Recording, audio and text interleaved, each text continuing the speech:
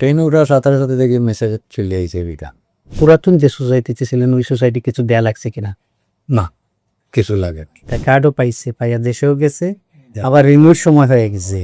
Paris প্রিফেকচারে ইদানিং আসলে রিনিউর ক্ষেত্রটা অনেক সহজ করছে অন্যান্য দেশের মতো।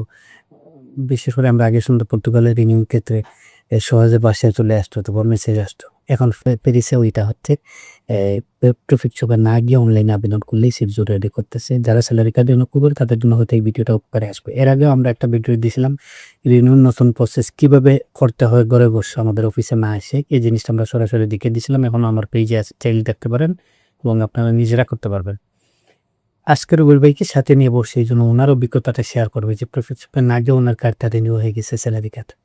ও কীভাবে হইলো? কাউকে হয়তো এক্সেপশনালি ডাকতেছে, ফিঙ্গার দিতে হইতেছে, ফাইনে যেতে হইতেছে, কিন্তু বেশিরভাগ ক্ষেত্রে এখন অটো রিনিউ হচ্ছে স্যালারি কার্ড। রুবেল ভাই কিন্তু গত বছর আমরা জমা দিয়েছিলাম মেতে অন্তঃসনা হতে, কার্ডও পাইছে, পাইয়া দেশেও গেছে, আবার রিনিউর সময় হয়ে গেছে, তাই তো? হয় 5 মাস আগে দিচ্ছি। আচ্ছা, এখনো 5 মাস আছে ওনার হাতে কিন্তু রিনিউর। তো আমাদের এখানে এসে বললো যে উনি রিনিউর জন্য ফাইল জমা দেবো অনলাইনে। দিতে চাইলে তার আমরা না করতে পারি না। ওকে, অনলাইনে আমরা আবেদন করছি সমস্ত ডকুমেন্টস দিয়ে এবং খুবই সহজ।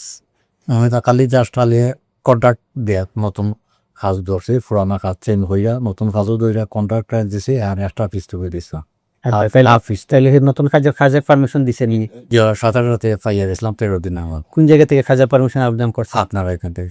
আচ্ছা, আমাদের এখান থেকে যেহেতু কাজের পারমিশনের জন্য আবেদন করতে হয়, যদি সোসাইটি চেঞ্জ করে, উনি যেহেতু সোসাইটি চেঞ্জ করছে এই জন্য কাজের পারমিশনটা দিচ্ছে। আচ্ছা, পুরাতন যে সোসাইটিতে ছিলেন ওই সোসাইটি কিছু দেয়া লাগছে কিনা? না, কিছু লাগে আর কিছু চাই না। এখানে একটা অপশন আছে যে আপনার পুরাতন সোসাইটির রেজিস্ট্রেশনটা দেন, যদি না থাকে তাহলেও বিকল্প ব্যবস্থা আছে, লিখিত দিয়েন যে কেন আপনার কাছে নাই, 2-3 লাইন লিখে দিয়ে এখানে সাবমিট করে দিয়ে দিলে হয়েছে। এবং খুব বেশি ডকুমেন্টস লাগে না, সিজিউরের কপি লাগে, পাসপোর্ট লাগে, তারপরে ডোনেশনস লাগে, যদি বিবাহিত হন বিবাহের তথ্য, প্লাস অ্যাড্রেস, কন্ট্রা, ফিস ডে পে, আম্পো, আর পাশাপাশি হইল এই যদি কাজ চেঞ্জ করেন কাজের পারমিশন, এতটুকুই। এবং কন্ট্রা de engagement লাগে, ফিস কনসার্ন ওইগুলাই, এই 2-4টা জিনিস অ্যাড করতে হয়। এরপরেই অনলাইনে সাবমিট করলেই হয়। আপনাকে কি বলছে তারা? আমাকে বলছে আপনার মানে অনলাইনে কে আসছে আপনার? অনলাইনেও আজকে 4 দিন আগে একটা মেসেজ আসছে পিএস উইকচার থেকে, বলে আমার ইমেল দেখার লাইন বিক্রি।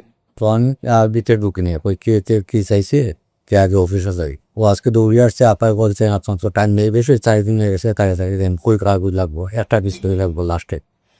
আমারটা একটাই পিস্তল হয়েছিল লাগতে গত মাসে, ওইটা দিছি। দেওয়ার সাথে সাথে এখন চলে গেছিলাম। ট্রেনে ওঠার সাথে সাথে দেখি মেসেজ চলে আইছে এটা। 1 ঘন্টা হয় না, আধা ঘন্টা। ও আসলাম, ঘুরে আসার পরে তো আপনার বলতেছে 8 মাস তো হয়ে গেছে। আচ্ছা, ঠিক আছে, আমরা এই ভিডিওর শেষে দিয়ে কিন্তু কিভাবে আবেদন করতে হয় ওই আগের ভিডিওটা অ্যাড করে দিয়ে দিব। আপনারা নিজেরা ঘরে বসে আবেদন করবেন, কোনো অফিসে গিয়ে সময় অর্থ কোনোটাই যাতে নষ্ট না হয়। অনলাইনে কাগজগুলো সাবমিট করলেই আপনার প্রিফেকচার অ্যাকসেপ্ট করে, ওনারটা অ্যাকসেপ্ট করছে এবং বলছে যে আপনাকে ডিরেক্ট কার্ড দেওয়া হবে, কার্ডের মেসেজ দেওয়া হবে, এটাই আসছে। কাউকে এক্সেপশনালি নিতে পারে। এখন কেউ বলতে পারে ভাই আমাকে তো ডাকছে, এখন দেবো দিচ্ছে, আমি প্রিফেকচারে গেছি, আমাকে এক্সেপশন দিচ্ছে, হইতে পারে। কিন্তু কারো কারো ক্ষেত্রে হবে না এটা। যেমন ওনার কার্ডের মেয়াদ আছে, ওনাকে একমাত্র কার্ড রেডি হইলেই তারা মেসেজ দিবে, এর আগে দিবে না। কার্ডের মেয়াদ যতক্ষণ যায়নি ওনার হাতে কাজ ডেলিভারি করবে না, এটা অসম্ভব। বলবো শুধু যদি কাউকে দিয়ে দেয় ওইটা বিভিন্ন কথা, কিন্তু কার্ডের মেয়াদ থাকাকালীন আরেকটা কার্ড ওনাকে দিবে না, এটাই স্বাভাবিক। তো যাই হোক, আমি আপনাদেরকে সর্বশেষ যে ভিডিও দিয়েছিলাম কীভাবে আবেদন করতে, ওইটা আবার আমার আজকের ভিডিওর সাথে অ্যাড করে দিব, যাতে আপনারা নিজেরা ঘরে বসে আবেদন করতে পারেন। আপনাদের সময় অর্থ দুটোটাই যাতে বাঁচে, কারণ এখানে অনেক কষ্ট করে কাম করেন, সপ্তাহে 1 দিন বা 2 দিন ছুটি পান।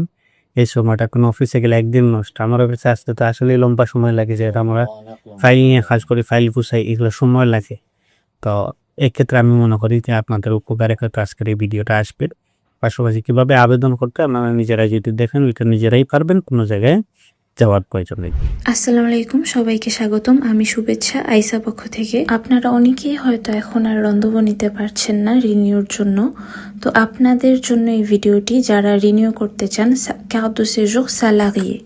এই ভিডিওতে আমি আপনাদের স্টেপ বাই স্টেপ বলে দিব কিভাবে আপনি আপনার ফাইলটি রিনিউর জন্য démarche simplifiée তে আবেদন করবেন।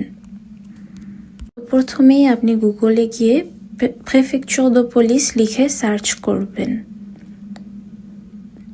সার্চ করার পর আপনি ডিরেক্ট প্রেফেকচার de পুলিশের প্রথম যে লিঙ্কটা আসে ওইটাতেই চলে যাবেন। যাওয়ার পর আপনি এখানে démarche en ligne, démarche et services en ligne এটাতে যাওয়ার পর un particulier, এরপর étape 2তে যাওয়ার পর ressortissants étrangers, তারপর étape 3তে যাওয়ার পর les titres de séjour pour les non européens। তারপর আপনি এখানে অপশন পেয়ে যাবেন vous souhaitez renouveler votre titre de séjour।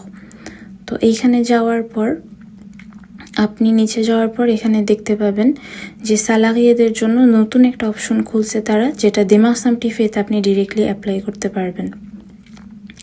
তো এখানে আপনি দেখতে পাচ্ছেন যে স্যালারিয়েদের জন্য তারা এই অপশনটা রাখছে, যেটা আমি ব্লু করে আপনাদের দেখাচ্ছি। তো এখানে démarche simplifiée লিঙ্কে আপনারা ডিরেক্ট ক্লিক করবেন, démarche numérique। আগে এটা ছিল démarche simplifiée, এখন démarche numérique হয়ে গেছে। সো আমি যে কোনো একটা অ্যাকাউন্ট থেকে একটা আপনাদের জাস্ট দেখানোর জন্য এটা অ্যাপ্লাই করতেছি। তো আপনি এখানে আপনার যদি অ্যাকাউন্ট না খোলা থাকে আপনি অবশ্যই একটা অ্যাকাউন্ট খুলবেন। খোলার পর এখানে কানেক্ট করার পর আপনি এখানে আপনার ইনফরমেশন দিতে পারবেন। তো d'abord আপনি দিবেন আপনার prénom, তারপর nom। আমি জাস্ট এক্সাম্পল দেখানোর জন্য আপনাদের এভাবে দেখাচ্ছি। তারপর আপনার date de naissance, এরপর আপনার জন্মস্থান, এরপর আপনার দেশ মানে বাংলাদেশ, তারপর আপনার ন্যাশনালিটি যেটা, এরপর এখানে আপনি দিবেন আপনার numéro étranger যেটা আপনার সিজুরে থাকে, এরপর আপনার date d'expiration যেটা মানে আপনার সিজুরের ডেটটা কবে শেষ হবে ওই ডেটটা।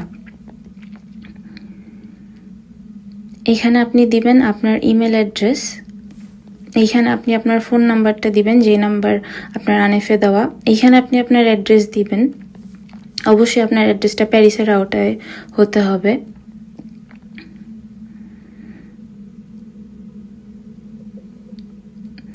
এরপর এখানে আপনি আপনার বাবার বংশগত নাম যেটা সেটা দিবেন আপনার পাসপোর্ট অনুযায়ী। তারপর এখানে prénom, বাবার prénom, এখানে আপনার বাবার date de naissance, date of birth, এখানে আপনার ঠিক সেম ভাবে আপনার মায়ের বংশগত নাম, এরপর prénom, date de naissance। তারপর এখানে এখানে আপনার আরেকটা অপশন আছে যে আপনি আপনার স্যালারিয়াল কার্ড রিনিউ করতে চান। তো এখানে প্রথম অপশন আমরা দেখতে পাচ্ছি j'exerce le même poste auprès du même employeur, তারপর j'ai changé d'employeur and lastly j'ai perdu mon emploi। তো এখানে যদি আপনার সেম কাজ থাকে তো আপনি এই অপশনে চাপ দিবেন। এই অপশনে চাপ দেওয়ার পর আপনি এখানে আপনার পাসপোর্ট দিবেন, তারপর আপনি এখানে দিবেন আপনার সিজুরের স্ক্যান কপি, এখানে ডোমিসিল, তারপর contrat d'engagement, এরপর আপনি দিবেন contrat travail, আপনার কাজের অটোরিজাশন travail। এরপর আপনি যদি প্লুরিঅ্যানুয়াল কার্ড দমন করতে চান এখানে উই অথবা নো অপশন অনুযায়ী দিয়ে আপনি ডেপোজেলো দোসিয়ে করে আপনি ডেপোজে করে দিতে পারবেন। অথবা দ্বিতীয় যারা কাজ চেঞ্জ করছেন এখানে দিবেন j'ai changé d'emploi, মানে আপনি আপনার কাজ চেঞ্জ করছেন আর কি, আপনার মালিক চেঞ্জ হয়েছে। তো এখানে মালিক চেঞ্জ হওয়ার পর আপনি সেম আপনার পাসপোর্ট, সেম সিজুরের copy, same domicile, same contrat d'engagement দিবেন। বাট এইখানে আপনার একটু ডিফারেন্ট সেটা হচ্ছে attestation de votre employeur, মানে আপনার আগের মালিকের অ্যাটাস্টেশন, নতুন অটোরিজাশন travail আর আপনার নতুন contrat de travail। এরপর আপনি যদি এখানে carte de séjour pluriannuel মানে 4 বছরের কার্ড দমন করতে চান সেখানে উই দিলে আপনার ওফির contrat d'intégration দিতে হবে, তারপর A2 সার্টিফিকেট দিতে হবে, প্লাস সিভিক পরীক্ষার রেজাল্ট দিতে হবে আপনার এখানে। আর আপনি যদি কার্ড রেজিডেন্ট দমন করতে চান মানে 10 বছরের কার্ড সেম এখানে আপনি অ্যাপ্লাই করতে পারবেন, দেন ডেপোজে করে দিতে পারবেন। এরপর আপনি যখন আপনার ডোসিয়েটা ডেপোজে করবেন আপনি সাথে সাথে একটা অ্যাটেস্টেশন বের করতে পারবেন যেটা কিনা attestation de dépôt de renouvellement, যে আপনি যে রিনিউভেলমের জন্য জমা দিয়েছেন সেটার একটা অ্যাটেস্টেশন। এন্ড এরপর আপনার ফাইলটা অ্যাকসেপ্ট হতে যতদিন আর কি। এখন আপনার ফাইল অ্যাকসেপ্ট হওয়ার পরে তারপর যদি তাদের কোনো প্রয়োজন হয় আপনাকে ডাকানোর অবশ্যই তারা আপনাকে কনভোকেশন দিবে এবং ডাকাবে। কিন্তু যদি আপনাকে ডাকানোর প্রয়োজন না হয় তাহলে তারা আপনাকে কার্ডের SMS দিবে আপনার কার্ডটা রেডি হওয়ার পর। এর মধ্যে যদি আপনার কার্ডের ডেট চলে যায় তাহলে তারাই আপনাকে রিসিপিসির জন্য আরেকটা রন্ধব দিবে। তো আমার এই ভিডিওটা দেখার পর অবশ্যই আপনারা ঘরে বসে বসে নিজে নিজেই দুমনটা করতে পারবেন, বাট তারপরও যদি কোনো প্রবলেম হয় অবশ্যই আপনারা আইস অফিসে আসতে পারবেন এবং আপনার এই দুমনটা আমরা করে দিব। Merci beaucoup à tous et à bientôt chez Aïssa.